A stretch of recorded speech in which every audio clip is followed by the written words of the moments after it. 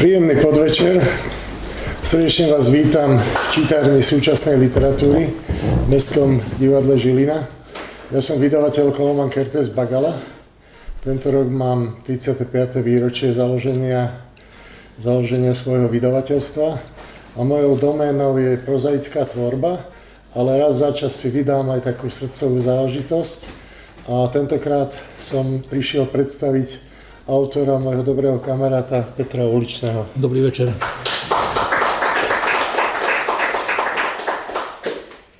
Ja som kedysi k 30. výročiu vydavateľstva urobil takú sériu kníh pre autorov, s ktorými som ja sám ako vydavateľ začínal. A nazval som to Ex-edícia, akože bývalá edícia. A jedna z tých knižiek je aj 100krát Peter Uličný. Táto séria dostala Národnú cenu za dizajn, čo som veľmi rád, že to ocenili nie len čitatelia literatúry, ale aj dizajnéri, výtvarníci. No a prečo vlastne vyšla táto knižka? Ja som kedysi ako študent veľmi rád počúval hudbu, kupovali sme si rôzne platne a jedna sa mi obzvlášť páčila, volala sa Klaun v maske človeka. Vydal ju Richard Müller so svojou skupinou Banket a tam vlastne priamo ten Klaun v maske človeka, tak tam som sa dozvedel, že text napísal Peter Uličný a potom neskôr, keď už som bol vydavateľ a zoznámili sme sa bližšie, tak som mu navrhol, že či by nechcel oddebutovať aj knižne, takže vyšla knižka Klaun v maske človeka. No ale Peter, za to som začal o tom Bankete hovoriť, lebo to bolo, druhá doba vyšla niekedy 82, 3, či kedy to, či 4, 84, tak bol si vtedy pomerne mladý človek, už si bol asi vysokoškolák. Áno.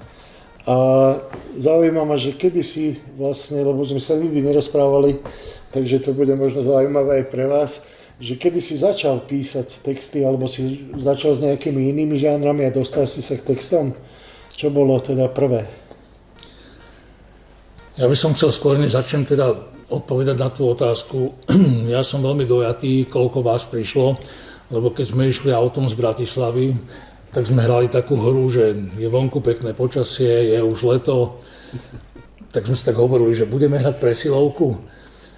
A tak sme sa potom tak optimisticky sme si povedali, že no tak snáď tých 5 ľudí príde. Ja som mu povedal, že keď ich bude 5, tak budem môcť v Bratislave tvrdiť, že mal som nabité. Masovka. No a vás došlo teda ďaleko viac, tak si to veľmi vážim a hovorím to úplne naozaj úprimne, že ste si našli dnes večer, kedy by ste mohli tráviť vonku na kávičke čas, že ste prišli, takže ešte raz veľmi pekne ďakujem. No a aby som odpovedal na tú otázku, pre mňa je vždy záhada, že kde sa v mladom človeku, niekedy ešte v detskom veku, zoberie taká istota, že niečo chcem robiť. Ja som robil knihu rozhovorov s Marianom Vargom a Marian mi povedal, že on keď mal 5 rokov a bol u svojho strýka a videl u ňoho klavír, takže on v tom klavíri videl svoju budúcnosť. Mal 5 rokov, nevedel nič ešte o svete, ale v tom klavíre zrazu uvidel, že toto je moja budúcnosť. Poprosil toho strýka, aby ho vysadil na tú stoličku, otvoril mu ten dekel a Marianko si začal ťukať. A už jeho životná dráha bola vlastne raz a navždy daná. No ja to mám s tými textami podobne, že ja som si kúpil platňu Zelená pošta, čo bola z okolností platňa, teda, ktorú vydal Marian Varga spolu s Pálom Hamelom.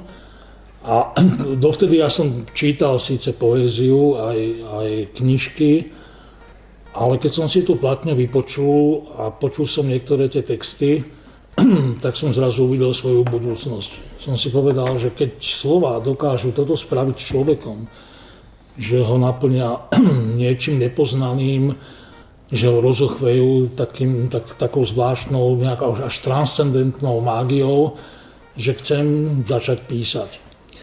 No, vyskúšal som si to tak, že keď som bol asi tretiak na základnej škole, tak sa mi strašne páčilo jedno dievča, dodneska si pamätám jej meno, volala sa Táňa. A keďže som bol od narodenia strašne hamblivý človek a introvert, tak som nedokázal nájsť tú odvahu, je teda ten najavo, že sa mi páči. Tak som si povedal, no počkaj, ale ty chceš písať texty, tak skús tej dievčine niečo napísať. Tak som cez hodinu napísal také dvojveršie, na ktoré som dodnes veľmi hrdý. To dvojveršie znelo, že Táňa, si krásna ako Klaudia Kardinále, ja myslím na teba stále. Zložil som, urobil som z tej básničky taký motáčik a som posunul do jej lavice. No, ona si to otvorila, teraz sa pozerala, že kto to napísal, ja som sa tváril, že ja v tom som nevinne.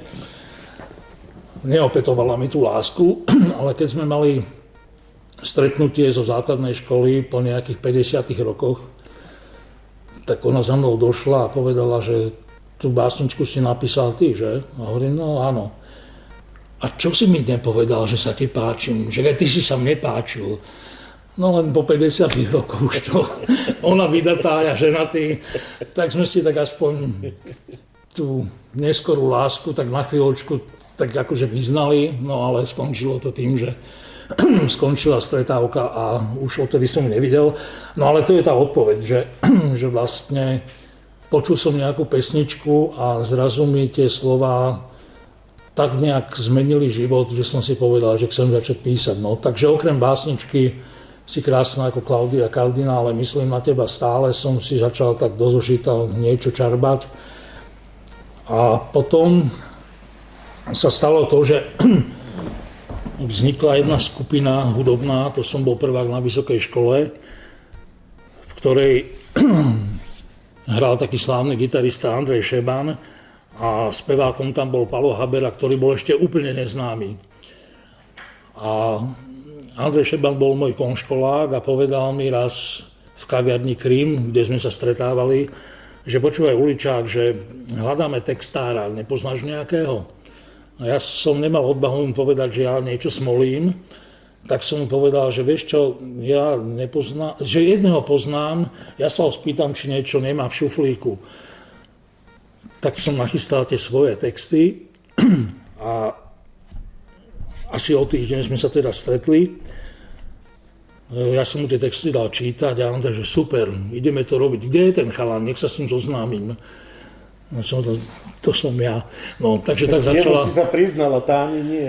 Áno, takže tak začala vlastne tá moja kariéra. No a to potom... si pamätám, keďže my sme zhruba rovnaká generácia, ja som chodil na tú skupinu Demikat, áno. Bola moja veľmi obľúbená, áno. Tak vtedy sa spievali pesničky, texty Mariana Grexu, ale potom Andrej Šeban si chcel urobiť vlastne po rozpade Demikatu svoju kapelu, tak ju chcel nazvať Bratislavský výber, áno. Ale nakoniec sa nazvala skupina 300 hrmených, a aj tých pár koncertov, lebo nebolo ich veľa, tak som pár z nich videl.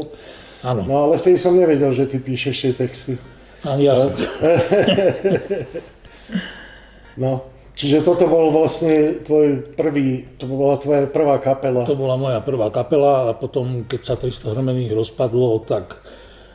A Palo Habera nastúpil už do týmu, alebo... Nie, Habera nastúpil ešte do takej krátkotrvajúcej skupiny s Ferom Griglákom, ktorá už ani neviem, ako sa volala. Ale medzičasom sa Richard Miller zamiloval, obrazne povedané, do Andreja Šebana a tak vznikol vlastne Banket už s Andrejom Šebanom. A tak vlastne začala aj moja spolupráca s Richardom Millerom. Mm-hmm. No a akože Andrej ťa zoznámil s Millerom a ten si vypýtal texty, alebo ty si sa nejako pretlačil. Ako sa nadväzuje spolupráca, ktorá trvá vlastne dodnes? To sa nadviazalo tak, že Richard Miller chodil veľmi často na koncerty tých 300 hrmených a pýtal sa Andreja, že kto vám píše texty. A Andrej povedal, že istý Peter Uličný. A on, že tak ma s ním niekedy musíš zoznámiť. Mm-hmm. A my sme sa v Bratislave občas stretli. Ja som vedel, kto je Richard Miller, on vedel, kto je Peter Uličný, ale neboli sme si istí, či to je naozaj tak. A on potom prišiel ku mne a povedal, že počúvaj, ty si asi Peter Uličný, lebo v Bratislave sú len dvaja ľudia, ktorých poznám, ktorí majú 2 metre. To som ja a vidím, že ty máš 2 metre, ty musíš byť Peter Uličný. No a tak začala spolupráca. No a Richard Müller už mal vlastne vtedy Bioelektrovíziu, taký elektronický album a tam si písal on sám texty. Čiže on sa vlastne rozhodol, že si prizve ďalšieho textára. Tam si písal časť sám a niečo mu písal Daniel Mikletič. Ale tým, že potom ten banket nabral troška iný smer, už to nebola elektronická kapela, ale skôr taká rocková, tak vlastne chcel aj troška zmeniť ten charakter tých textov a tak sme si nejako padli do nôty a vzhľadom k tomu, že okrem toho teda, že obidvaja máme 2 metre, tak sme zistili, že máme aj dosť podobný vkus vo viacerých veciach. Richard Müller bol tým pádom jediný človek, s ktorým som kedy spolupracoval, s ktorý nemal potrebu mi povedať, že o čom tie texty majú byť. Lebo keď som potom neskôr robil s Haberom alebo s kým, tak všetci mi hovorili, že to musí byť o láske a o hentom a o tamtom. Ale Richard Müller tým, že vedel, že máme podobný vkus, nikdy v živote mi nepovedal, že napíš text o tomto alebo o tom, nechal mi voľnú ruku a dodnes to tak je, že necháva mi voľnú ruku. Spomínam si, že asi keď sme robili spolu platňu, ktorá sa volá Čierna labud, biela vrana, tak vtedy prvýkrát mal takú tendenciu mi povedať, že Uličák, poďme robiť platňu, ale ja by som aj mal nejaké nápady, že o čom by tie texty mali byť. Stretli sme sa, 4 hodiny sme sa rozprávali o úplných hovadinách a po 4 hodinách povedal, no, tak už vieš, o čom budeš písať, tak píš. No, čiže takto asi vyzerá tá spolupráca. No, medzi tým, to ešte sa vráťme naspäť k tým 90. rokom. Medzi tým si znovu obnovil akoby spoluprácu s tým Pálom Haberom a on už vtedy mal aj solovú kariéru okrem toho týmu a vtedy si písal texty možno jednak jednej s Danielom Hevierom. Áno. Daniel s ním spolupracuje teda doteraz. Pamätáš si nejaké texty, čo vtedy z tej doby, ktoré ti nejako utkali v pamäti?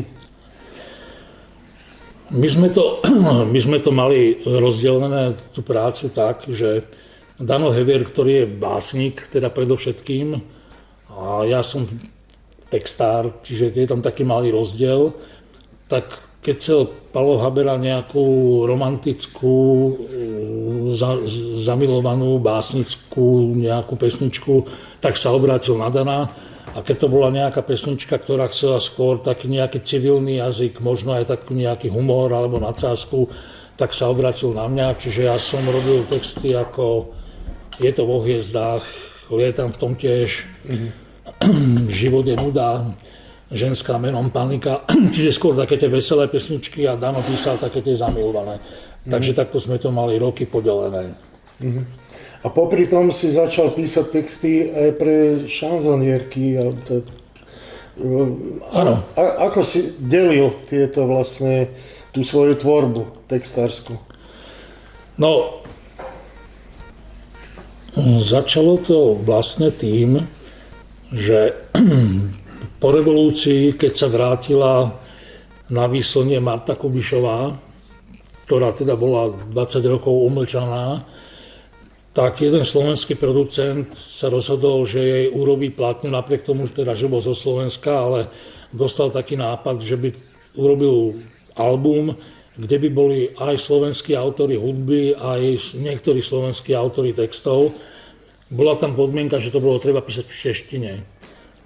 No, mne sa troška rozklepali kolena, lebo Marta Kubišová bola pre mňa symbol síce teda staršej generácie, ale celých tých 20 rokov, keď nebola na scéne, tak ja som si s láskou púšťal tie staré platne, čiže bola to pre mňa taká troška až podsta, že som tam mohol napísať nejaké 3 texty v češtine.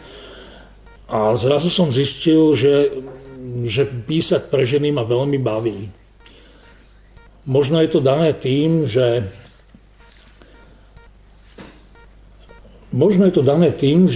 ten textár, alebo v podstate každý spisovateľ sa podľa mňa vždy túži na chvíľočku v tej tvorbe preniesť do sveta, ktorý je pre ňo ako keby zdanlivo iný, lebo však to ženské rozmýšľanie je iné, aj tá poetika by mala byť iná. A to ma práve proste strašne prilákalo, že na chvíľku sa vcítiť do pocitov ženy. A odkedy som teda urobil tie 3 pesničky pre tú pani Kubišovú, dodneska s veľkou láskou spomínam na to stretnutie s ňou. Bola to jedna veľmi príjemná, noblesná a hlavne veľmi skromná žena, v ktorej nebol ani kúsok nejakej ukrivdenosti alebo nejakého sentimentu, proste bola strašne taká fajn. No a odtedy som si povedal, že keďže som to nejak zvládol, tie ženské autorky, tak som potom písal aj pre Beatu Dubasovú, pre Alenu Čermákovú, a to boli šanzénové pesničky a musím povedať, že som sa v tej roli písať pre ženy veľmi dobre cítil, lebo no, moja žena by ma teraz opravila, pretože ona je presvedčená, že vôbec nerozumiem ženskej duši. Ale mne vždycky tie ženy dávali taký signál, že to je zaujímavé, že jak si sa tedy vedel akože vcítiť do ženských pocitov a nálad. Takže bola to pre mňa veľmi vzácna skúsenosť a veľmi rád na to spomínam, na písanie pre ženské autorky. A určite by som si to rád niekedy zopakoval. Takže teraz som sa to snažil trošku akoby rozdeliť na 3 také rôzne skupiny, lebo každý ten interpret alebo interpretky si vyžadovali trošku iný vklad. Určite. Ale ako vzniká text? Ty si text píšeš sám alebo píšeš na hudbu? Lebo to je podľa mňa podstatné, že možno aj pre tých ľudí, ktorí sa snažia urobiť niečo v kariére. No, celá tvorba pre skupinu Tým a pre Pala Haberu bola výhradne iba na hudbu a to vám môžem povedať, že je to dosť trápenie, pretože keď dostanete hudbu a špeciálne Palo Habera si dáva záležať na tom, aby tam bolo čo najviac dlhých hlások, pretože on chcel ukázať ten svoj hlas a ten hlas sa najlepšie ukazuje na dlhých hláskach. Pre nás textárov je to niekedy utrpenie, pretože slovenčina neposkytuje až takú širokú slovnú zásobu, aby sa dali písať texty s dlhými hláskami, aby zároveň dávali zmysel. Aby to nebol gramatický rím napríklad. Aby tam nebol gramatický rím a podobne. Ja dodneska, keď chcem naštvať Daniela Heviera, hoci sa máme strašne radi, ale keď ho chcem naštvať, tak mu vždy vyhodím na oči jeden verš z jednej pesničky, ktorú napísal pre Pala Haberu. Som tu sám v smútku prázdnych rán. Je to pekný obraz, ale predsa len cítime, že je tam tých dlhých hlások strašne veľa, hej, no. Takže som sa teda veľakrát veľmi zapotil, aby som dodržiaval tie dlhé hlásky, lebo to potom človeka napadajú úplne hovadiny. Ja keď mám tú hudbu, tak si najprv napíšem taký škrabopis, kde ani nejde o význam, ale aby som vedel, ktoré hlásky sú dlhé a krátke, tak raz mi vyšiel taký škrabopis, že smutná dáma dráždi psíka zápalkou. Tento text by som v živote teda nevypustil na platňu, ale mal som teda kvôli dodržaniu tých hlások. No a teraz urobte z tohto niečo zmysluplné. No, Palo bol v tomto absolútny raz, čiže nedovolil ani náhodou uhnúť z toho, že keď sme ho prosili s Danom, že prosím ťa aspoň v tom slove aspoň jednu hlásku nám daj krátku. Nie, musí to byť dlhé. No tak vznikali smútky prázdnych rán a podobné veci, ale v konečnom dôsledku aj to je umenie akože napísať zmysluplnú vec s takýmto obmedzením. No ale potom s ostatnými interpretmi to bolo rôzne. Niektoré texty pre Ríša Millera urobili sme spolu 5 platní. Tam som niektoré robil na hudbu, ale väčšinu voľne a to je pre mňa teda tým pádom sa to ľahšie píše, lebo píšem to bez... Richard potom napísal, na tvoj text napísal hudbu. Na ten text vznikla hudba. Sem tam mi ten autor hudby povedal, že predsa len by chcel opraviť kvôli rímovaniu nejaké dlhé hlásky, ale v zásade tie texty vznikali voľne a pre textára je to teda troška lepšie písať takto dopredu. Ale stretol som sa aj s názormi, povedal mi to Kamil Petera, aj povedal mi to Boris Filan, že im naopak vyhovuje, keď je napred hudba, lebo že tá hudba im hneď vlastne prihrá tie nápady. Že z tej hudby ide nejaká emócia, ide proste nejaká atmosféra, že sa majú teda ako keby hneď čo chytiť. No ale ja to mám inak. Ja si radšej tú hudbu predstavujem, ale píšem voľne.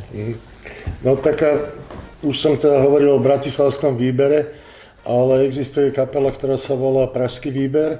Oni dokonca tematizovali to, ako sa píšu texty a oni to volali Svahilčina, Angana Basová, Zuba a oni potom z toho spravili aj teda pesničku.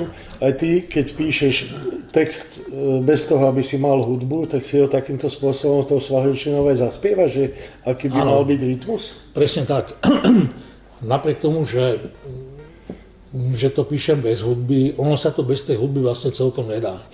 Vy ten rytmus tam nejaký dostať musíte, lebo je to proste pieseň a pieseň, ktorá nemá nejaký rytmus, nejakú kvázi melódiu, tak bez toho to nejde. Čiže presne, ja si najprv napíšem Vanga, Vasava, Zuba a už viem zhruba, že aký rytmus tá pesnička má. Čiže vždy na začiatku... Ty si sám vytvoríš rytmus a potom ho naplňaš. Ja si sám vytvorím nejaký rytmus a ten autor hudby sa už potom s ním nejako popasuje, sem tam chce niečo predĺžiť, skrátiť, ale v zásade je to tak, ako hovoríš.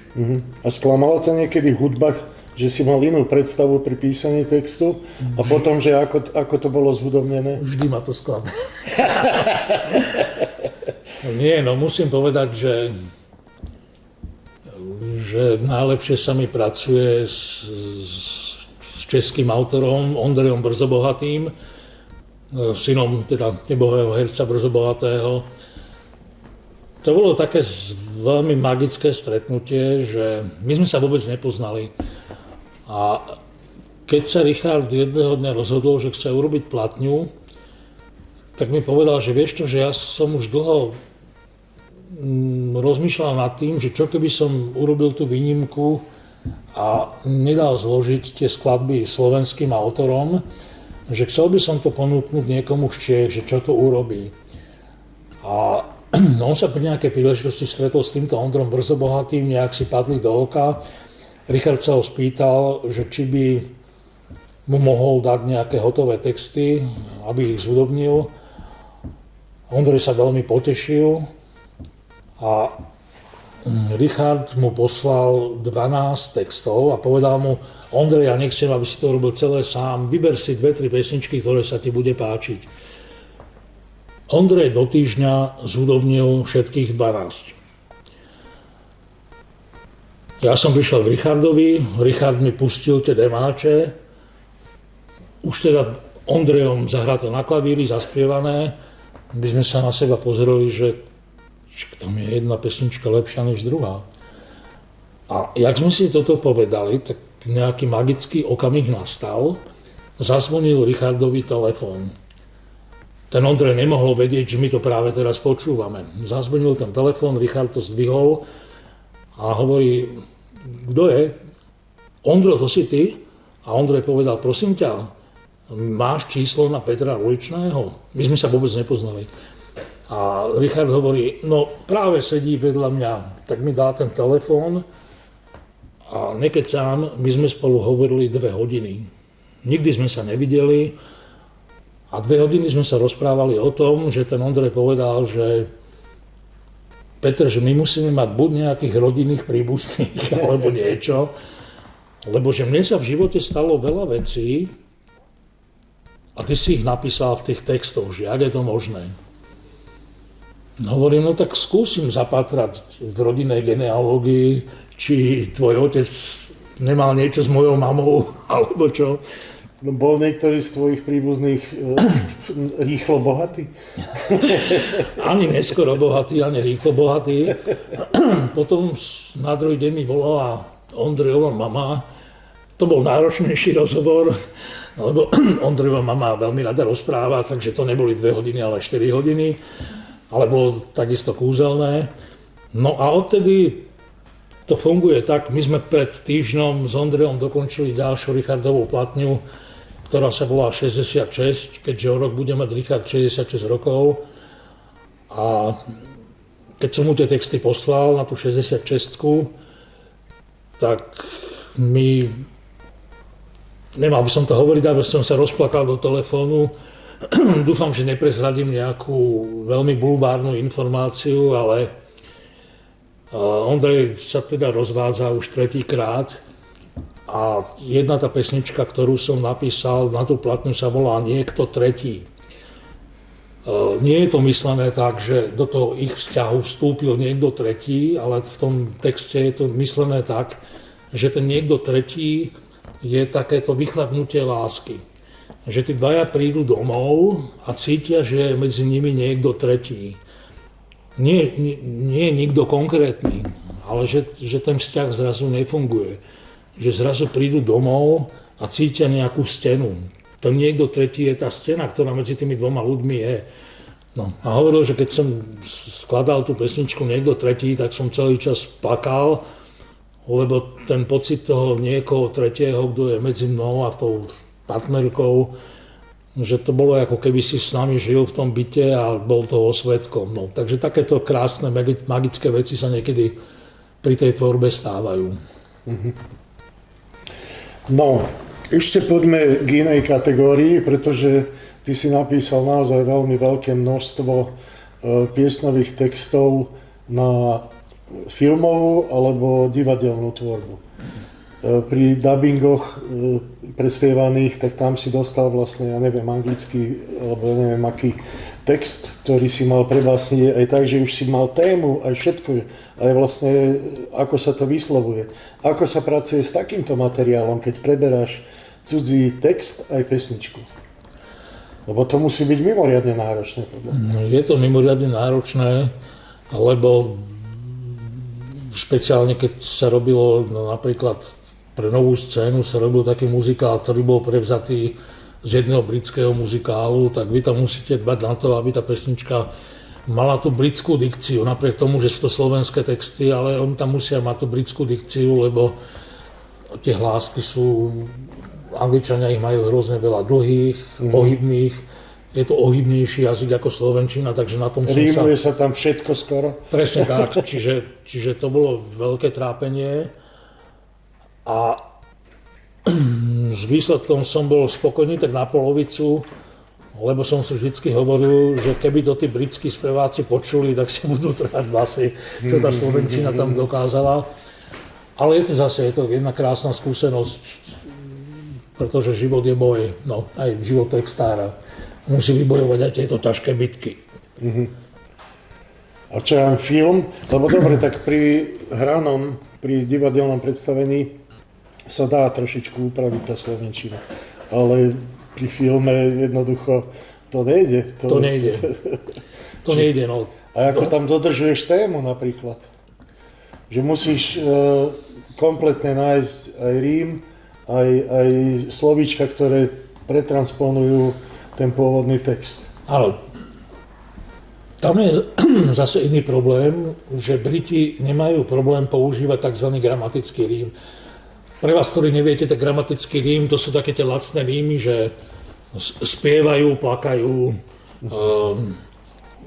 čo ja viem, kameň, amen, proste také tie lacné rímy. Briti s tým nemajú problém, tam sa proste neustále opakujú adjektíva, ktoré v slovenčine sa považujú za také menej I love you, I need you. Tak, čiže tam som sa dopustil toho, že som nevždy dodržiaval ten význam, že som to vlastne prebásňoval. A to prebásnenie ti už potom umožňuje istú voľnosť, že snažíš sa zachovať tému, ale nedodržiavaš veľmi otrocky tie rímy, lebo tomu som sa chcel vyhnúť, nechcel som tam tie gramatické rímy súkať, takže už to nebol doslovný preklad, už to bolo prebásnenie. Takže to je taká iná rovina textovania. A tam, povedzme, spolupracuješ s režisérom dubbingu? Áno. Hej, že on ti dáva aj pripomienky, alebo také. Presne tak. Áno, to je veľmi otrocká práca, ale ako hovorím, ja som vďačný za každú takúto skúsenosť, lebo mňa to aj posúva v tom, že každý básnik, každý spisovateľ, každý textár je do takej miery dobrý spisovateľ a dobrý textár, akú má slovnú zásobu, ako vie tie slova ohýbať, ako vie s nimi pracovať. A ja aj preto veľa čítam, lebo pre čitateľa pre básnika je naozaj tá slovná zásoba, to je jeho matéria. To je tak ako v hudbe, nemôžete improvizovať. Niekto si povie, že improvizácia v hudbe to je také ľahúčké, že však si improvizujem. To nie je pravda. Improvizovať môžete len vtedy, keď máte v tých vreckách strašne veľa odohratého, strašne veľa vyskúšaného. Vtedy sa dá improvizovať, že vyťahujete z vrecka to, čo už máte nacvičené a čo máte ako keby už tak zosobnené. Keď mi dávajú čítať mladí autori, ja učím na vysokej škole, mám tam aj kreatívne písanie, a keď mi dávajú mladí autori čítať básničky, ja okamžite viem, koľko má ten človek načítané. Lebo vidím tam, že on pracuje so slovnou zásobou 30 slov. A im hovorím, deti, nepohnete sa ďalej, lebo slovenčina je ďaleko bohatšia, ona má viac ako 30 slov, dokonca viac ako 300 slov. Najprv skôr, než začnete písať, veľa čítajte, tie písmenká sa vám budú ukladať v tej hlave, tie slová a potom môžete začať písať. Ale pokiaľ budete, viete, keď viete na gitaru hrať 3 akordy, nejaký veľký virtuós z vás nebude. Môžete pokiaľ nie si pankač. Áno, pokiaľ nie si pankač, alebo pokiaľ pri táboráku nespievaš nejaké odrhovačky. Čiže toto je, myslím, že najcennejšia rada, ktorú môže dať človek začínajúcemu autorovi. Skôr, než začneš písať, veľa čítaj a potom už keď tá slovná zásoba je dosť bohatá, potom sa do niečoho môžeš pustiť. No dobre, poďme teraz trošku ďalej od tých textov, pretože to sú krátke riadky. Ty si veľmi dlhý čas, dlhé roky sa venoval aj ako redaktor v časopise. Začínal si, tuším, v Dotykoch, Áno. potom aj v literárnom týždenníku, ešte v kultúrnom živote, začiatkom 90. rokov. A písal si teda aj dosť veľa článkov, ktoré už neboli krátkými riadkami. Aký je rozdiel u teba, čo sa týka viazaného veršu, lebo väčšina textov je viazané akože slova, alebo oslobodzuje ťa próza, alebo teda eseistika, alebo takéto niečo? Do akej miery je rozdiel medzi týmito dvomi typmi písania? No, mne občas ľudia, ktorí čítali moje články, povedali, že nezapriem sebe textára. Nie preto, že by som rímoval, lebo to sa v písanom texte nedá. Ale ja mám rád, texty sú v podstate umením nejakej skratky. Napíšite text, ktorý môže obsiahnuť nejaký pekný príbeh, ale máte na to dohromady 12 veršov a vy do tých 12 veršov musíte napchať nejaký životný príbeh alebo nejakú situáciu a to vás naučí úspornosti, že do tých 12 veršov toho vtesnať veľmi veľa a veľa ľudí mi hovorí, že je to na tých mojich novinárskych textoch, to bolo vidno, že ja som nikdy neplýtval slovami, že sa to veľmi dobre čítalo preto, že to bolo veľmi také zhutnené, že to bolo také, že to išlo po podstate a nemal som problém to nejak veľmi šperkovať, kudrlinkovať.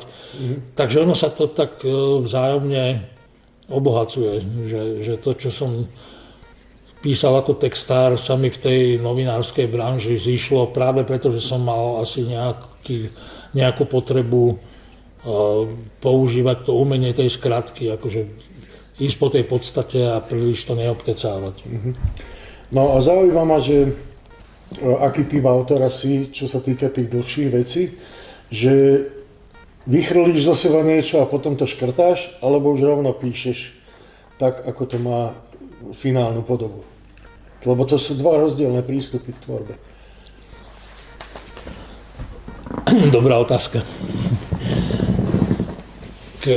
Keď píšem čokoľvek, text, alebo keď som písal teda články, recenzie a neviem čo všetko, vždy keď som to dokončil,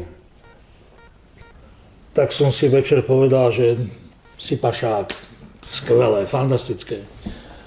Na druhý deň sa zobudíte otvoríte si ten text a spýtate sa, čo za idiota to napísal. To je, myslím si, asi taký prvý predpoklad, že byť voči sebe kritický a seba kritický. Je taká veľmi pekná historka, že jeden slávny spisovateľ, ktorý sa volal Flaubert, Francúz, v takom opojení napísal jednej žene taký milostný list. A Flaubert bol strašne na seba háklivý, že on nevypustil jediné slovo, aby ho 100-krát neotočil v ústach, v hlave. Flaubert dokonca vo svojich denníkoch má napísané, že keď písal Madame Bovary, tak na jednej vete sa zasekol na 2 týždne. Tá veta obsahovala 7 slov a on má stále pocit, že to jedno slovo je tam nejaké nadbytočné, alebo že tam jedno slovo chýba. A napriek tomu, že teda bol takto na seba prísny, tak keďže ten list tej žene písal v nejakom milostnom opojení, tak to po sebe neprečítal. On jej to poslal,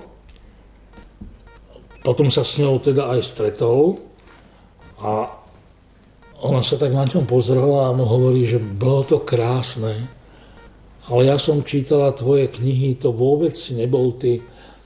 A on, že prosím ťa, dáš mi ten list prečítať? No ona mu ten list dala prečítať a on, že Ježiš, ja som si to po sebe neprečítal. Prosím ťa, nikomu nehovor, že ten list existuje. Ja ho teraz rituálne roztrhám a spálim. Zabudni na to, ja ti napíšem ešte niekedy nejaký iný, ale ten si po sebe prečítam.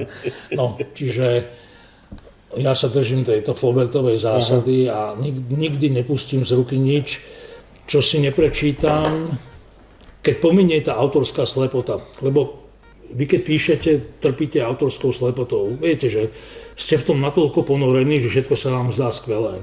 A niekedy stačí, aby prešlo 24 hodín, medzi tým myslíte na iné veci a potom sa na ten text už pozriete inými očami. Už nie ste v tom opojení, totiž to písanie je istý druh takého raušu. Že človek tak není celkom pri zmysloch, píše, je v tom takom rozochvení. No a po 24 hodinách skončí to rozochvenie, už myslíte na iné veci a potom sa na ten text prečítate a zrazu vidíte inými očami a vidíte tam tie chyby. Takže tohto sa ja držím celý život. Nemám pocit, že vychladnúť trošku. Nemám pocit, že napriek tomu, že po toľkých rokoch by som už mal si dôverovať natoľko, že už viem, že to má hlavu petu. Nie, ja dodnes som nepustil z ruky nič, čo by som si po uplynutí tej autorskej slepoty znova neprečítal. Niekedy sa stane, že tam opravím iba jedno slovo, ale robím to stále tak. Myslím si, že je to dôležité. A je možné, že je celkom možné, že to chybné slovo tam vidím iba ja. Že ten čitateľ alebo poslucháč by mu tam nič nevadilo. Ale vadí to mne a ja nechcem, aby mi to vadilo, lebo mám pocit, že keď to vadí mne, tak to môže vadiť aj niekomu inému. Takže je to niekedy takáto vec. Vrátim sa ešte potom k tomu, že aký si náročný čitateľ, ako spisovateľ si náročný, ale teraz chcem odbočiť zasa k inému typu písania, pretože my sme sa tak bližšie zoznámili, ty si bol redaktorom časopisu, myslím, že Kankan, kde šéfredaktor povedal, že s tým mladým začínajúcim vydavateľom, vtedy som mal, ja neviem, možno 6-7 knížiek vydaných, že nebolo ich nejako veľa, ale vyslal ťa na rozhovor so mnou. A teraz ide o to, že vlastne ja som urobil, ja neviem, 100 rozhovorov za celú svoju kariéru, ale ty si bol úplne prvý, ktorý vystihol tú podstatu, o čom sme sa rozprávali, že keď som si to prečítal, tak som vedel, že som to ja. A tých rozhovorov si teda ako redaktor vlastne viacerých časopisov, ako redaktor si absolvoval fakt veľké množstvo. A teraz ide o to, že keď sa stretneš s človekom, s ktorým máš akože, ja neviem, zadanie, alebo sám sa rozhodneš, že chceš urobiť rozhovor, tak pripravuješ sa na to, prebieha rozhovor, treba ho potom ten nahratý rozhovor napísať. Ako pracuješ s týmto textom v týchto 3 fázach? Lebo to je úplne iný typ písania zase.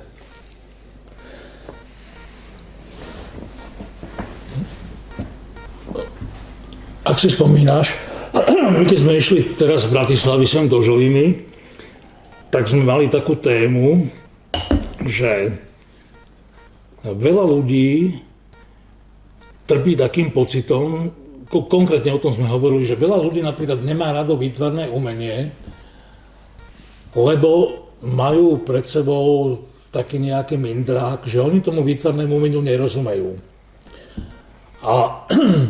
A vytvoria si dopredu taký blok, že ja na výstavy nechodím, lebo ja výtvarnému umeniu nerozumiem.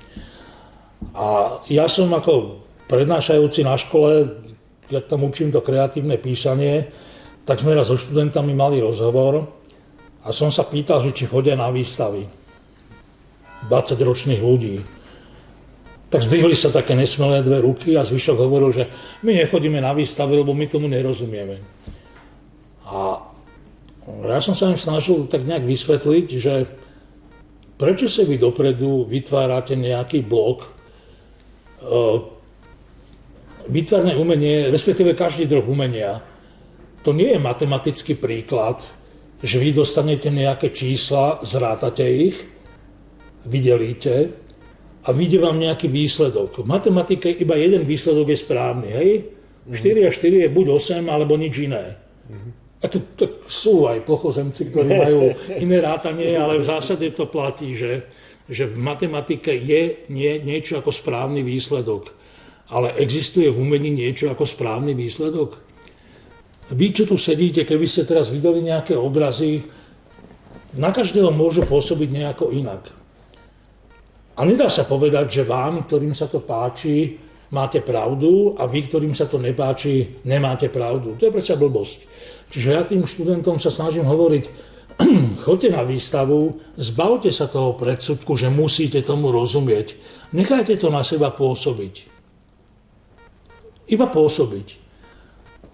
Pozrite sa na ten obraz a nič vám to nehovorí, neoslovuje vás to, nie že nerozumiete tomu, nechytáte z toho obrazu žiadnu emóciu.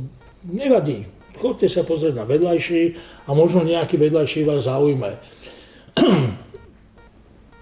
Neexistuje správna odpoveď, či ten obraz je dobrý alebo zlý.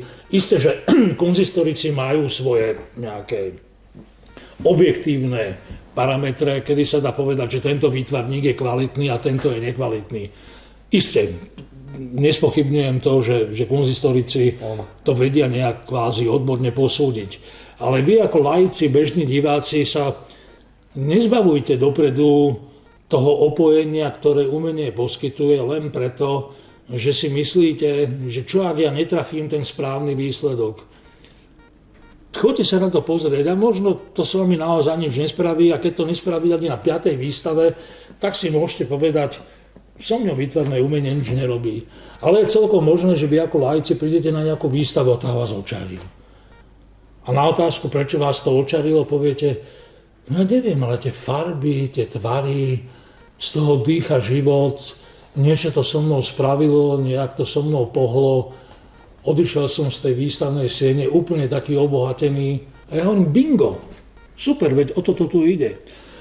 Ešte vám poviem taký príklad, že jeden slávny argentínsky spisovateľ Jorge Luis Borges, ktorý začínal ako básnik, ale potom sa stal slávny najmä ako prozaik. Bol to autor, ktorý vraj prečítal najviac kníh v živote. A raz jeho Harvardská univerzita zavolala, aby urobil prednášku pre študentov o poézii. Lebo začínal ako básnik, tak zišla sa tá aula plná teda študentov, ktorí študovali literatúru. A tá prednáška sa volala Tajomstvo poézie. Borges prišiel, študenti tlieskali, veľký potlesk, už bol slávny spisovateľ a Borges povedal, milí študenti, ja sa vám chcem hneď na úvod ospravedlniť. Ja som vymyslel tejto prednáške úplne idiotský názov, lebo keď ja som tu svoju prednášku nazval Tajomstvo poézie, tak implicitne som vám ako keby naznačil, že ja vám teraz to tajomstvo prezradím.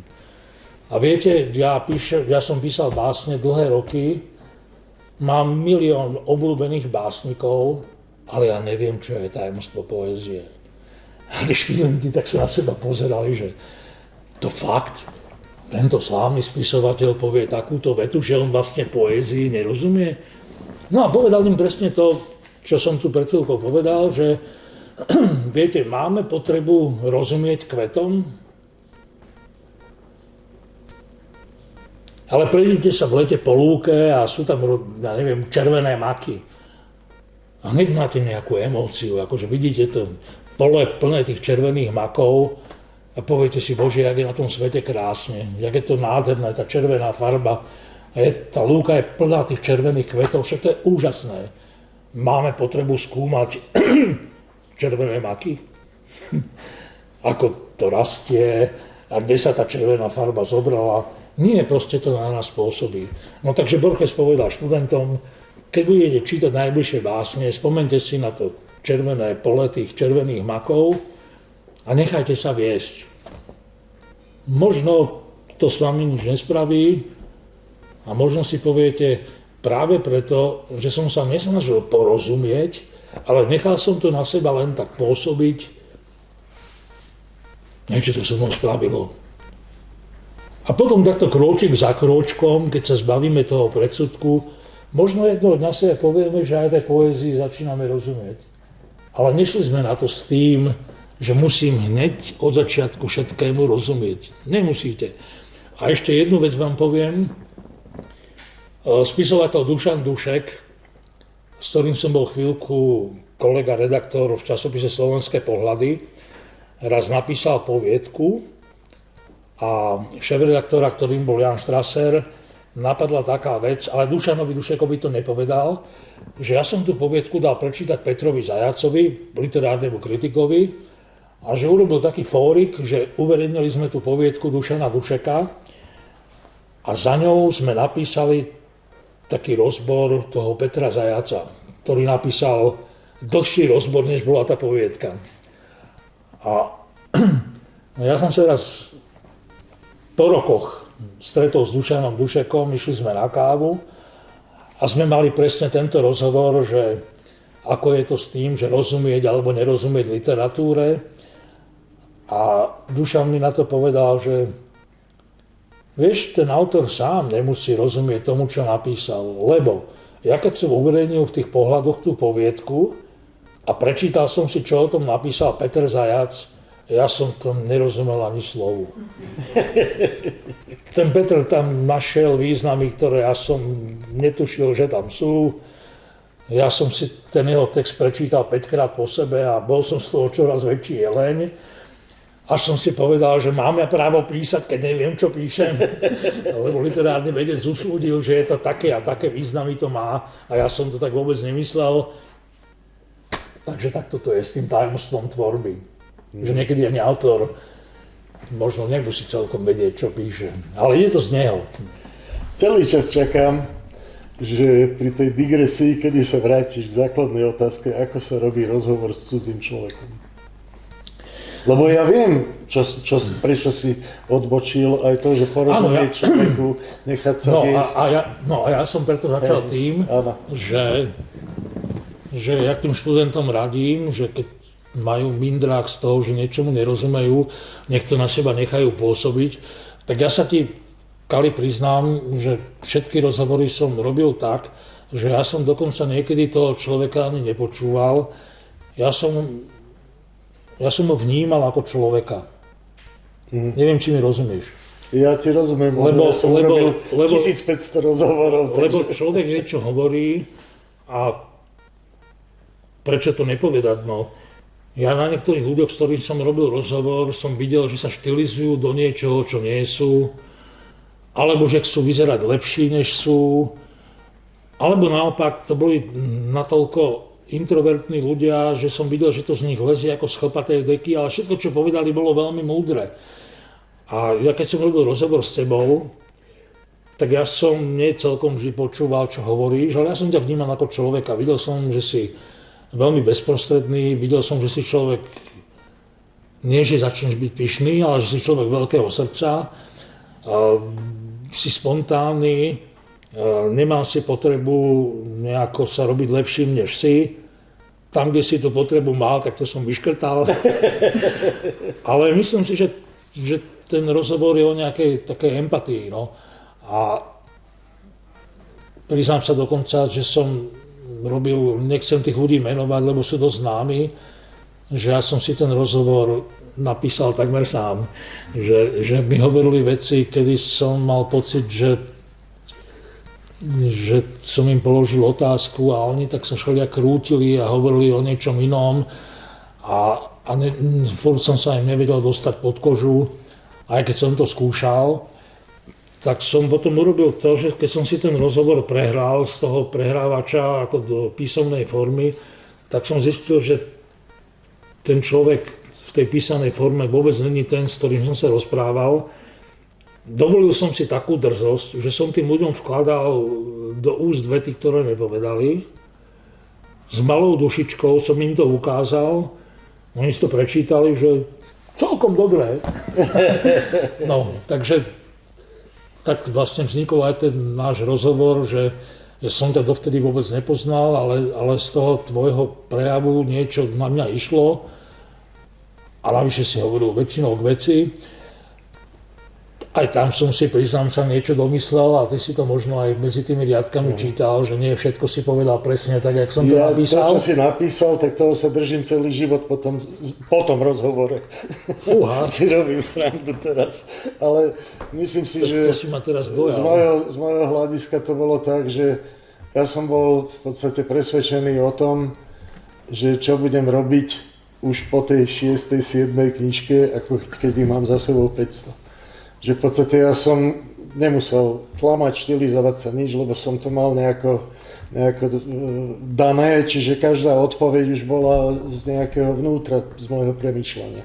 Ale vráťme sa naspäť ku tebe, lebo toto bola len v podstate nahrávka k jednej veľkej knižke, ktorú si vydal. Už sme spomínali Mariana Vargu, Zvonky zvonte, spomínali sme, že akú hudbu máš rád.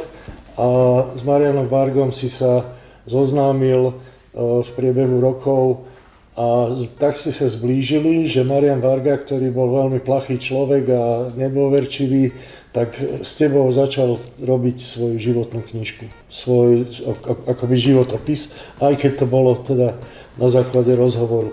Tak skús porozprávať o tejto celej knižke, že a na báze, že ako k tomu došlo. S Marianom Vargom máš nejakú spomienku, že kedy ste sa zoznámili?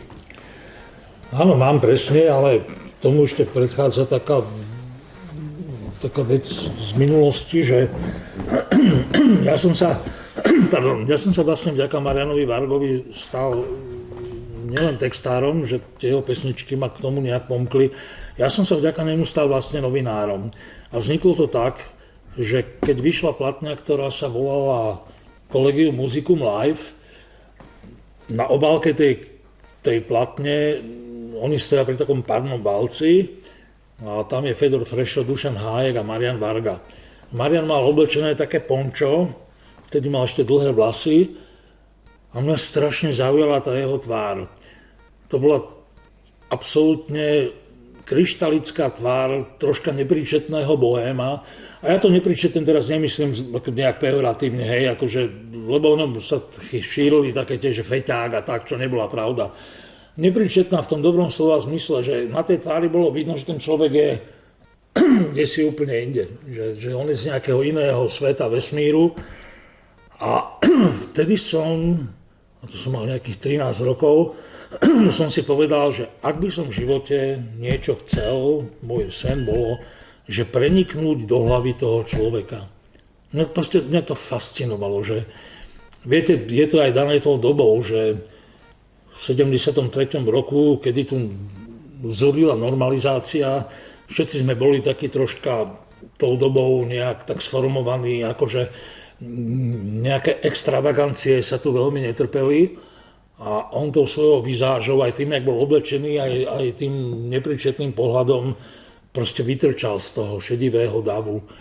A vtedy som si povedal, že ja tohto človeka strašne by som chcel spoznať a strašne by som chcel nazrieť do jeho hlavy. A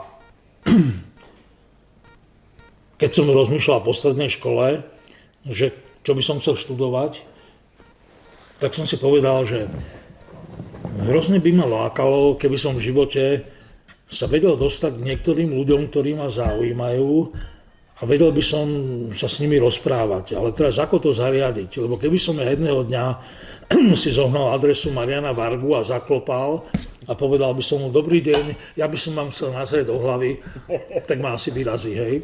A nie som patológ. Hej. A tak som si povedal, že možno, že keby som bol novinár, že to by som mal vlastne taký kľúč k tomu človeku, lebo by som sa mohol predstaviť, že som z tých novín a chcel by som s vami robiť rozhovor. Takže som sa prihlásil na štúdium žurnalistiky, ktoré som absolvoval, a keď som robil v časopise Kultúrny život novinára, jedného pekného dňa prišiel Marian Varga do našej redakcie, pretože býval za rohom, a prišiel za Ivanom Štrbkom, ktorý bol šéfredaktor, a mali nejakú debatu. Ja som teda, kým bol v tej jeho kancelárii, ja som 10 minút, viete, no zrazu ste v blízkosti svojho idola. Tak som teraz, Ježišmaria, kolega tam mal nedopité pivo, tak som si aspoň toho piva lúchol, aby som bol troška taký akože smelší. No a keď vyšiel ten Marian z tých dverí, ani nechcem počuť, čo som mu hovoril, iste to boli nejaké také bláboli, že pán Varga, prepáčte, že vás pristavujem, ale viete, vždy som vás chcel, no proste nejakú takúto také vlezlé reči, lepkavé, patetické. A Marian s tým svojím odzbrojujúcim spôsobom mi povedal: počúvaj, ja bývam tu vedľa, tak skoč na kávu. A v momente zo mňa spadlo všetka tréma, všetko, lebo nič, on bol zrazu tak strašne normálny tým, že kašli na tém, tu bývam, tak príď na kávu, že okamžite zo mňa padla všetka tréma.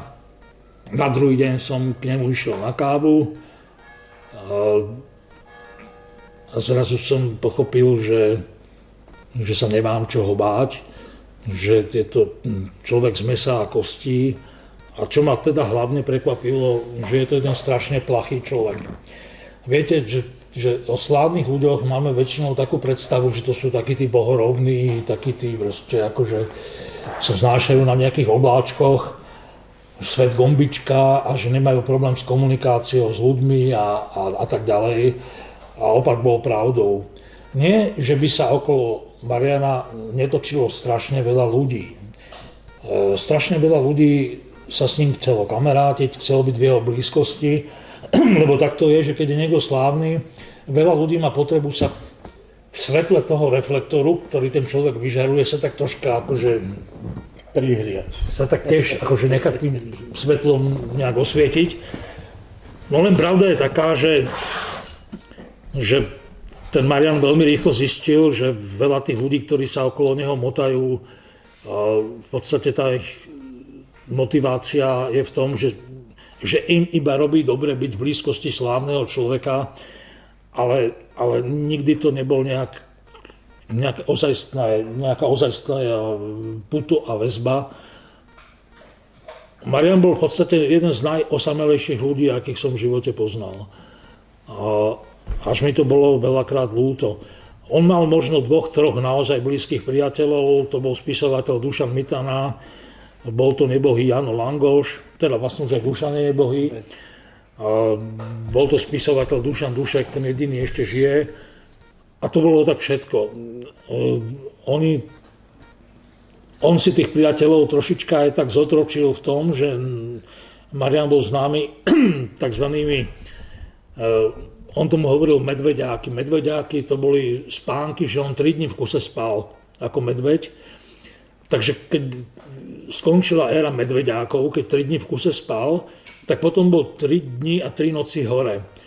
A on mal ten zvyk, že keďže sa cítil stále sám, tak on proste v noci o 9:00 zavolal Mitanovi alebo Janovi Langošovi a do rána s ním museli pri telefóne tráviť ten čas. Mnohokrát nedoplatili za telefón.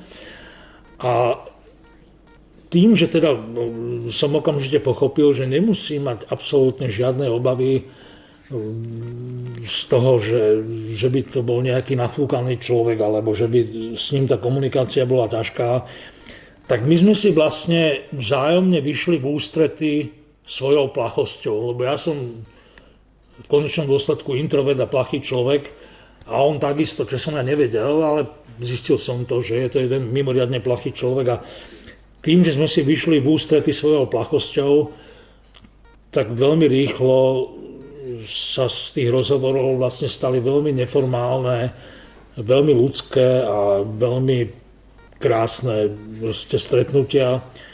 Je pravda, že som si musel zvyknúť na to, že boli dni, keď som z neho nevypáčil ani slovo. Že som zapol som ten nahrávač a Marian sedel, mal v ruke to svoje cigáro a 5 hodín fajčil a ja som mu kladol otázky a on na to nereagoval a fajčil. Marian vlastne to cigáro nikdy nepustil z ruky. Ja som mal vždy taký pocit, že keď človek stojí v električke, tak potrebuje tú štanglu, aby sa jej chytil. Marian to cigáro používal ako tú štanglu. Že on tým, jak bol v tom svete taký troška stratený a neistý, tak tá cigara bola pre ňoho tá štangla, ktorej sa on držal. A potom boli dni, keď som si doniesol 2 kazety na to nahrávanie a bolo to málo, pretože mal také dni, keď rozprával 6 hodín v kuse. Ja som tam veľakrát musel prespať, lebo on celú noc rozprával. No a potom zase boli 2-3 návštevy, keď nepovedal ani slovo, ale dodneska na to spomínam ako na také jedno zvláštne poznanie o človeku, ktorý je obostretý fámami a proste je považovaný za takého veľmi excentrického človeka a dodnes si hovorím, že som v živote poznal málo takých plachých a veľmi dobrých ľudí. Marian bol strašne dobrý človek. Viete, čím som starší a jak žijeme v dnešnej dobe, kedy si otvoríte internet a valí sa na vás tá špina, ten hnoj, jak sa ľudia kúšu, nenávidia, jak sa tu furt vytvárajú nejaké nepriateľské, triedne nenávisti a ty si taký a ty si onaký. A vytratilo sa z ľudí, čoraz viac sa vytráca taká nejaká, nechcem použiť takéto lacné slovo, že dobrota, ale ja to fakt cítim, tak Marian bol kryštalicky dobrý človek a čím som starší, tým viac si uvedomujem, aký je to zázrak v živote stretnúť dobrého človeka. Naozaj dobrého človeka. No, hovorí sa o tebe, že ty si jediný, kto rozumel Marianovi Vargovi, keď rozprával. Skús to povedať vargovčinou, že prečo si mu rozumel. Ja som sa to naučil dekodovať, keď Champollion lúštil hieroglyfy, tak musel mať rozeckú dosku, aby vedel tie hieroglyfy nejak prečítať. Tak ja som si vo svojej hlave vytvoril takúto rozeckú dosku, že som po asi pol roku rozumel tomu jeho prejavu. Pretože keď som došiel z toho prvého nahrávania s ním, tak som si pustil ten rekordér a odtiaľ išlo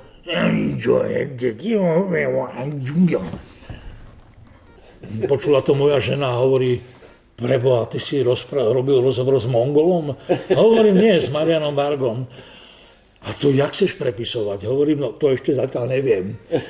No takže bolo to s chvíľkami náročné, ale po nejakom pol roku som tej jeho hatmatilke začal celkom rozumieť a potom sa aj veľakrát stávalo, že keď náhodou na tej návšteve, na ktorej som bol, bolo viac ľudí, tak ja som im tlmočil, čo Marian hovorí, lebo rozumieť mu naozaj bolo niekedy veľmi ťažké. Jediní 2 ľudia, to bola jeho manželka Janka a ja, ktorí sme tej jeho zvláštnej reči rozumeli. No. A ako prebiehalo vlastne tá koncepcia tej knižky, pretože tých nahrávok bolo naozaj veľa hodín, ty si robil tie prepisy, ale potom ten výsledný tvar, ako k tomu došlo?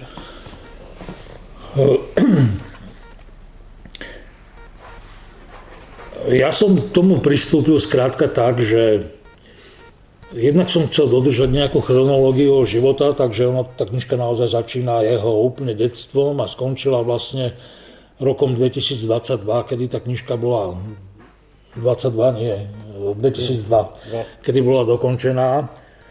A druhá vec je, že som si dal takú nejakú úlohu, že tam nejak dostať. Češi majú taký pekný výraz, že bezelstnosť, lebo on bol chvíľkami až detsky naivný a chcel som do tej chronológie jeho života dostať vlastne tú jeho proste bezelstnosť. On nikdy nič nerobil pragmaticky, nikdy nič nerobil z nejakých ambicióznych, prehnaných dôvodov. Išlo to proste z také nejaké podstaty.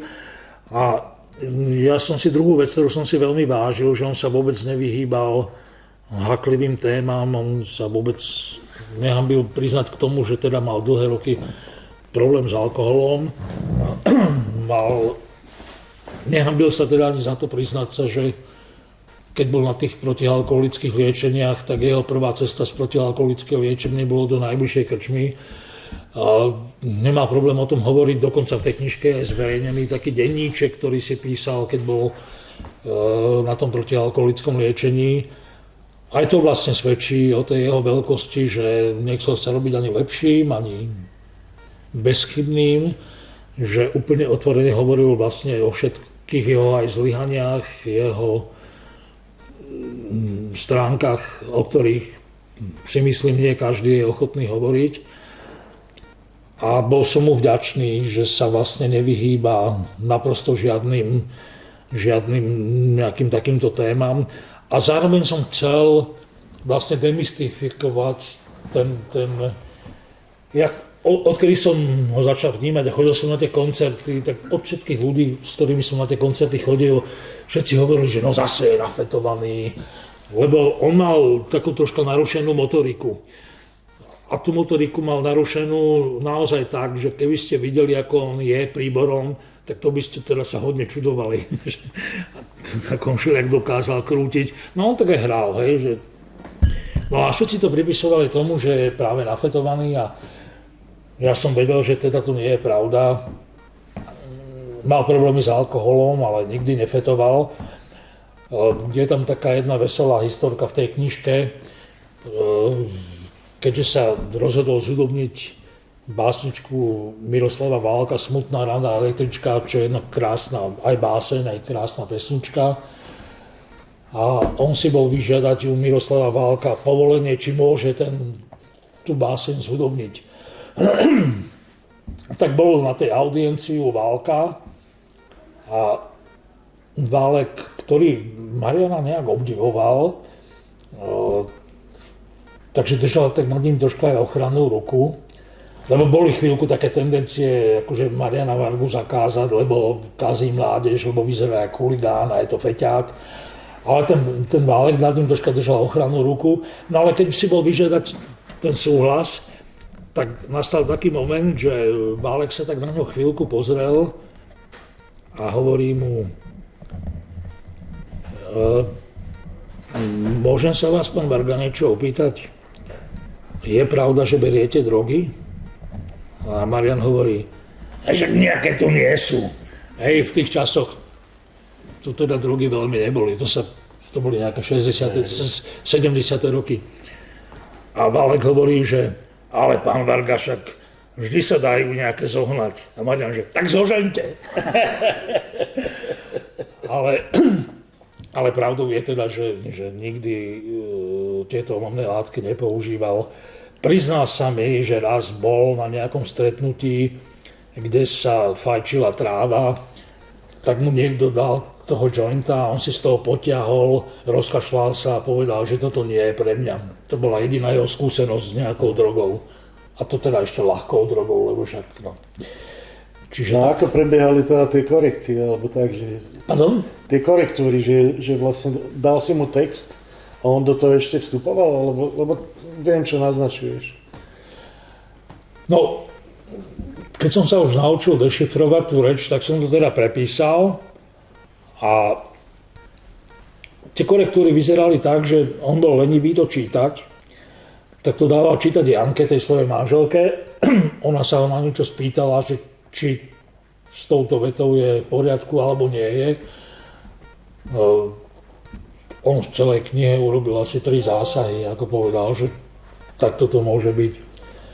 Samozrejme, že keď tá knižka vyšla, tak potom som mal hneď asi po týždni telefóny, že Uličák, a ešte sme nehovorili o tomto. No tak som povedal, dobre, no tak spravíme pokračovanie, len bohužiaľ k tomu pokračovaniu neprišlo, lebo po vydaní tej knihy on už vlastne začal mať dosť vážne zdravotné problémy. A keď hovorím o tých vážnych zdravotných problémov, tak som mal jeden veľmi bizarný zážitok. Jemu pracovali, to bolo asi tak 3-4 roky pred jeho smrťou, jemu už pracovali plúca iba na nejakých 10-15%. Bol v nemocnici a raz mi v noci telefonoval, že aby som mu doniesol cigary. A ja som si povedal, no tak to vylúčené, že toho zabije. A tak som to tak nejak zahral do autu. Na druhý deň, keďže som neprišiel, tak mi volal znova, že Uličák, potrebujem cigary. Tak som zavolal tej jeho žene, tej Janke. A hovorím, Janka, mám takýto problém, no Marian mi stále odo mňa pýta cigary, ale ja nemám to srdce mu to doniesť. A ona, že vieš čo, Peter, to už je jedno. Ako, on bez tých cigár nevie žiť. A vieš čo, nerob si s tým starosti, proste kúp mu to a donies mu to. A ja mu hovorím, dobre, ale však čo v tej nemocnici? A on, že tak on si už nájde nejaký spôsob, ako to niekde natajnáša ísť fajčiť. No ale deň predtým, než som mu tie cigary doniesol ja, tak volal, teraz už neviem, či Dušanovi, Dušekovi alebo komu, a ten mu tam tie cigary doniesol. Ja som išiel do Ružinovskej nemocnice, do oddelenia pneumológie, teda kde boli pulciari. Marianovú izbu som poznal podľa toho, že chodba bola plná dymu. A tam, kde bol ten dym najhustejší, tak tam som vedel, že to je jeho izba. Som si hovoril, fúha, tak ten má riadnu protekciu. No a potom som stretol lekára a ten lekár mi hovorí, že nesiete mu cigary? Hovorím, no nemal by som sa k tomu priznať, ale nesiem. A on hovorí, že viete, ja som na Marianovej hudbe vyrastal, ja som mu nevedel povedať, že nemôže, takže fajčil na izbe, no ale bol tam sám, samozrejme. Takže aj takéto som s ním zažil. No a teraz ideme, vlastne už sa blíži koniec besedy, ale ešte sa vráťme k tomu. Marian Varga, napriek tomu teda, že si teraz povedal, že nečítal tej korektúry, lebo asi nechcel o sebe už vedel všetko, ale Marian bol naozaj vášnivým čítateľom. A ty si tiež knihomolom. A teraz aj o tomto bol ten vzťah, že ste mali rovnakú záľubu? Áno. Dá sa povedať, že sme mali veľmi podobný vkus a pre mňa boli veľmi vzácne jeho postrehy z rôznych kníh. Dokonca mi mnohých autorov objavil. Neskromne sa priznám, že aj ja som pre neho objavil niektorých autorov. A keď som sa ho raz pýtal, že čo ho v živote najviac zranilo, tak mi povedal, že bolo to, že on mal jedno prvé manželstvo, ktoré teda nevydržalo veľmi dlho. A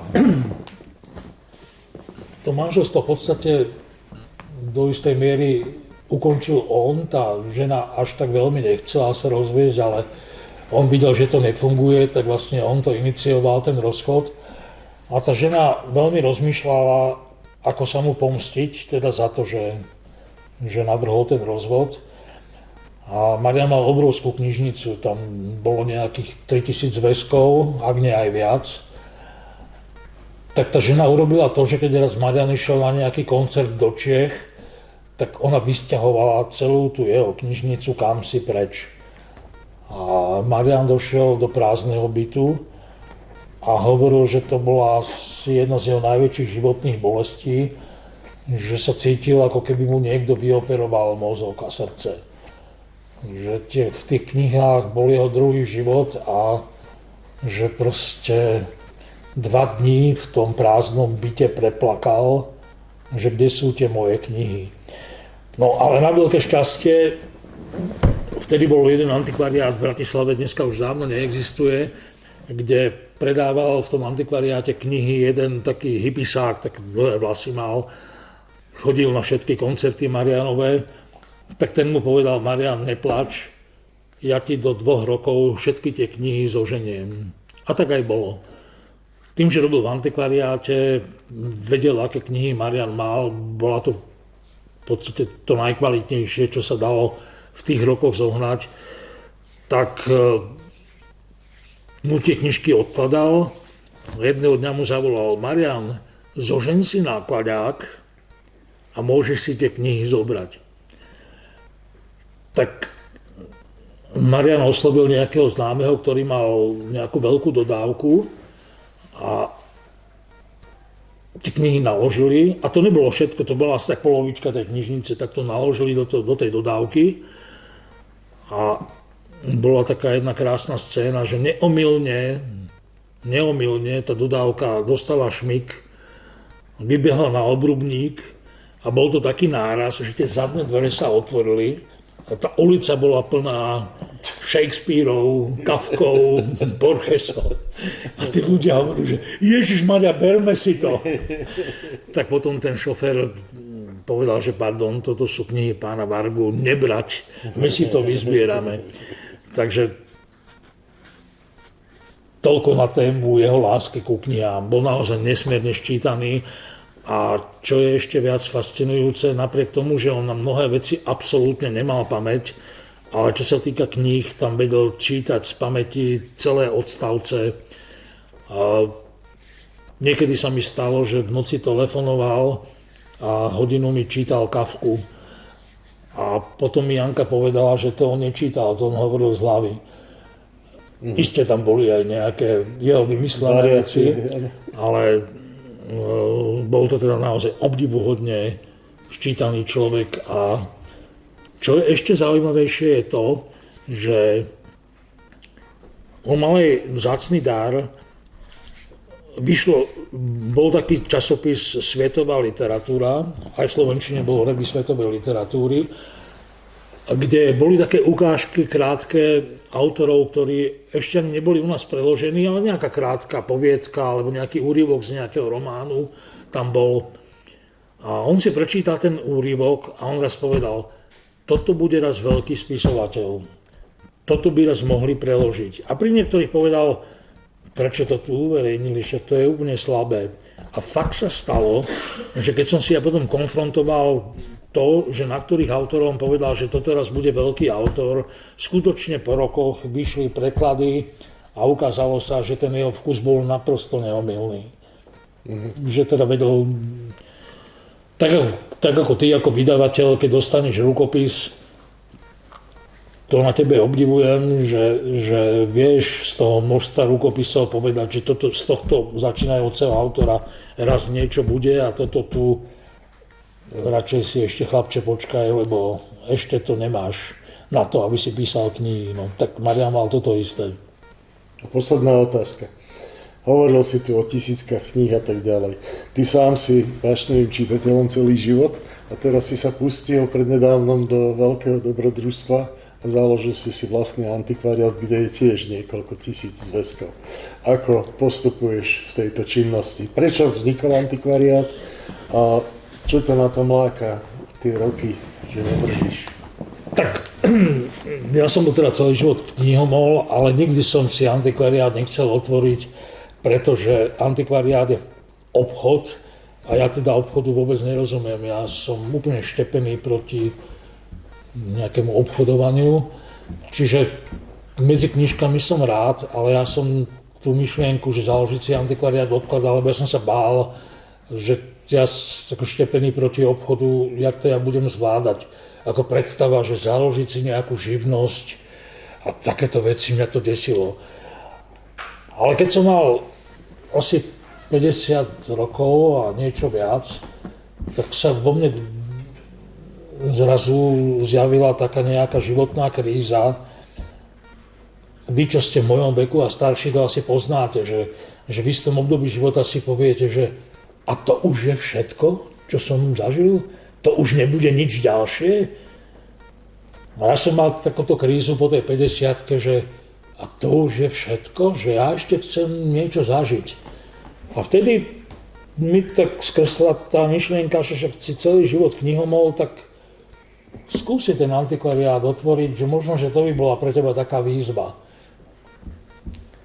No tak som s malým srdcom a so zobretým zadkom sa začal pýtať ľudí, ktorí o obchode niečo vedia, že čo mám urobiť, aby som si otvoril obchod.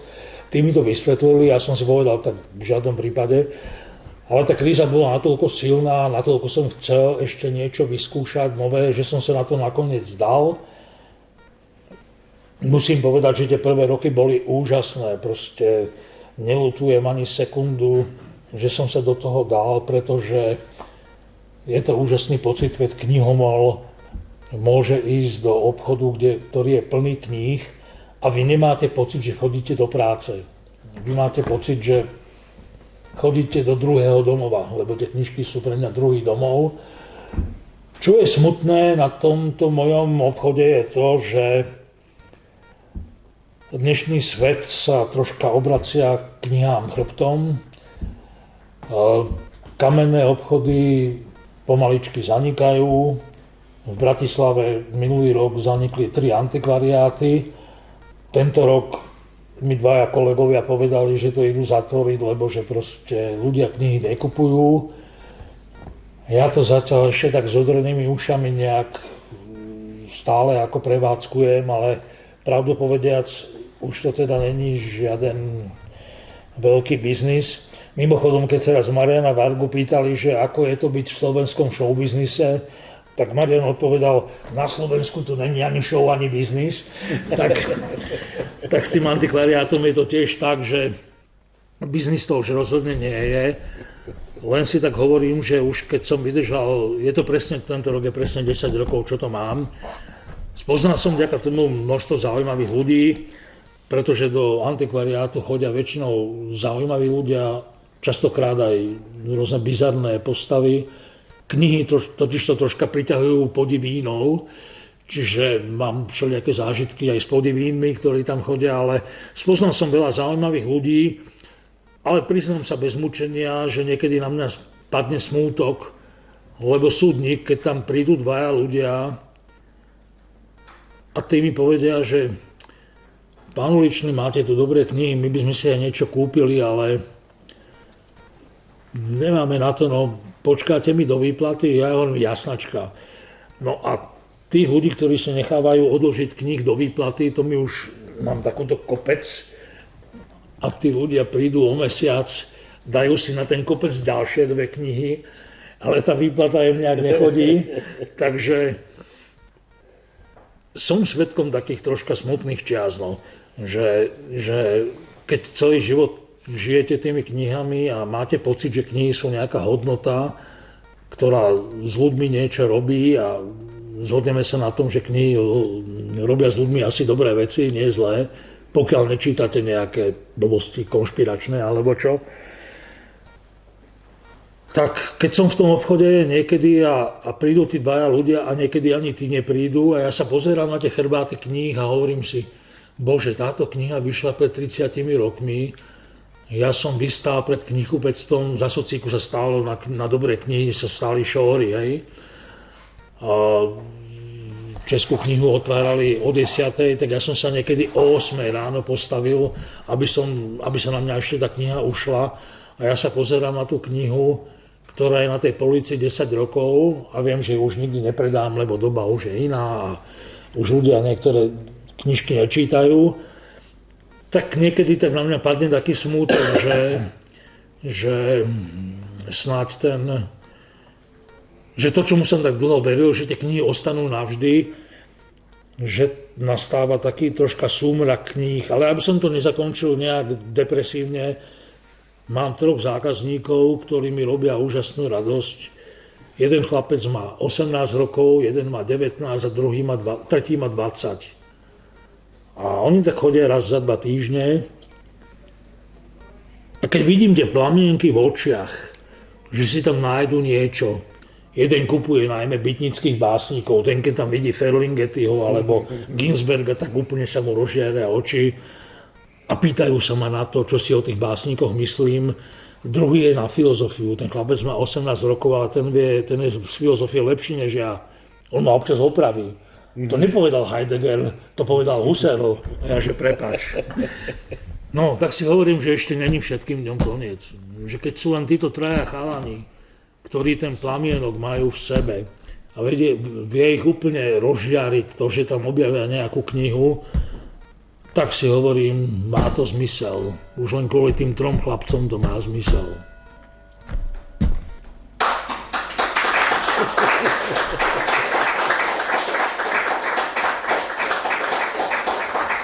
Tu sa pozná dobrý spisovateľ, vie to vypoentovať. Ja by som vás potom chcel vyzvať, ak sa chcete niečo opýtať, tak my tu ešte samozrejme zostaneme dlhší čas. Môžete si aj nehať podpísať knižky. Ďakujem veľmi pekne, že ste prišli a budeme sa vidieť až po prázdninách, ešte neviem s kým, ale určite raz mesačne sme dohodnutí, že raz mesačne privediem niektorého z autorov, ktorým sa venujem. Peter, veľmi veľa si mi dnes prezradil o sebe. Aj keď sa poznáme teda naozaj 30 rokov, tak je to napriek tomu, akože je to pre mňa veľmi prínosné. Ďakujem ti za rozhovor. Ja ďakujem tebe a ešte raz vám chcem tak strašne pekne poďakovať. Lebo aj to je pre mňa... Pardon, nemohol by to byť o mesiac zase pán Uličný? Že či prídeš ty aj o mesiac.